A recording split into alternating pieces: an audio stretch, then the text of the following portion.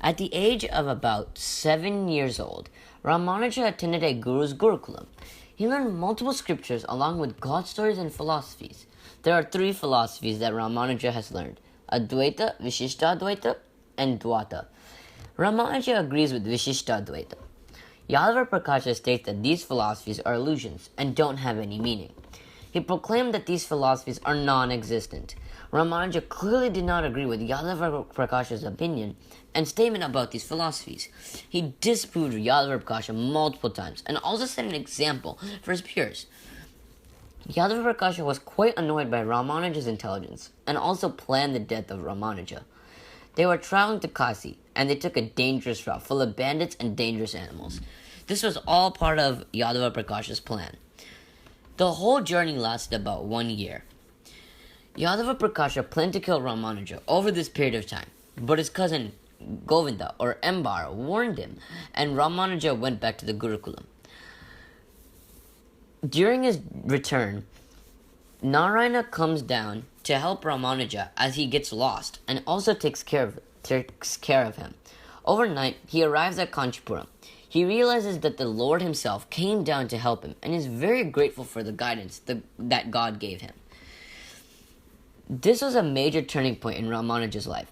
He learned many things from Yadava Prakasha's Gurukulam and how cruel the world can be.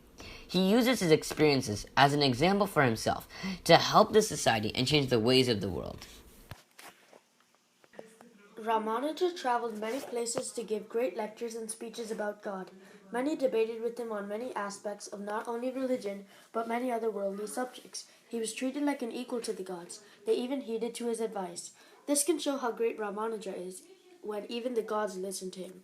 Here are just a few examples of the great journey he participated in. In Kashmir, the throne goddess Saraswati has praised him and was bestowed many treasures by her, which he duly accepted. Pundits living nearby got jealous and tried challenging him to a debate. He easily won, and the king saw him as no ordinary mortal, and allowed him at his court at any time. Another example is how he lectured a woman on why everyone is equal. The woman asked, "Even if the king bows down to your feet, why enter a poor house like this?" Ramanuja wisely replied, saying, "I tell the king and many others about tidings of God. It is my job. How they see me afterwards, although, is their opinion." Ramanuja is definitely not a mortal being, as anyone could tell. One day, 1,000 Jains were angry at him, in which he had no other option but to reveal his celestial form. There were 1,000 Jains, and using the 1,000 heads of Sesha, his celestial body disputed all of the Jains and vanquished each and every one of them at the same time. Ramanuja has done many things that have affected the society for the benefit for us in the future. For example, a major one is that he brought rights for everyone by influencing the society to change its way to let everyone step into the temple and have the chance to pray. This affected people's life back then because at that time, only special people got entrance to the temple, and if it weren't for Ramanuja, that would have continued on. Another one would be when he climbed the temple and told everyone that he would tell them knowledge for free. Ramanuja was ready to go to hell as long as people benefited from the knowledge that taught us. This proves that he wasn't selfish and wanted equal rights for everyone because everyone is equal in the soul. Everyone thinks someone is different from them just because of their caste, but the truth is, we all are the same, no matter what. And Ramanuja realized that and brought it to everyone's notice.